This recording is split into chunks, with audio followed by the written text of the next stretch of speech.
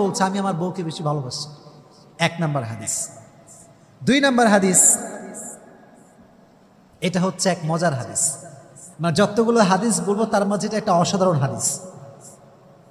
দেখেন আমাদের হুজুররা যারা আমরা আছি, আমরা বড় খ্যাত বোঝেন, ব্যাকডেটেড, আনস্মার্ট, কি যে বোঝে না তাও বোঝে না, তাও যে বোঝে না তাও বোঝে না।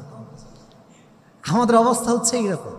এই যে আমরা হুজুররা যারা একটু স্মার্ট হয়ে চলা ট্রাই করি, আমরা যারা একটু যুবকদের সঙ্গে তাল মিলিয়ে চলি, যুবকদেরকে মোটিভেট করি, আমাদেরকে নিয়েও ফেসবুকে, অনলাইনে, ইউটিউবে মারামারি আছে না নাই? ট্রলের কোনো শেষ নাই। আপনি ইসলামের কাজ করবেন, যুবকরা আপনাকে ভালোবাসবে, আপনার millions of young people follower হবে, আর আপনি ট্রলের শিকার হবেন না। ইটস কোয়াইট ইম্পসিবল, এটা হতেই পারে না।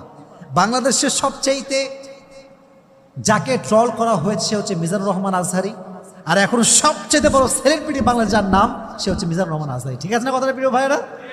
ট্রল করে কোনো লাভ হয় না। তো দেখেন, যেটা বলছিলাম, স্মার্ট হতে হবে, রোমান্টিক হতে হবে। আজকালকার স্বামীরা এত খ্যাত, যদি বউকে কেউ বলে যে আচ্ছা তোর স্বামী কেমন রে, শালা একটা বাটপা, এর মতো বদমাইশ কেউ নাই। মনে রাখবেন একটা কথা, যে পুরুষ তার স্ত্রীর কাছে ভালো সে আল্লাহর কাছে ভালো। যে পুরুষ তার স্ত্রীর কাছে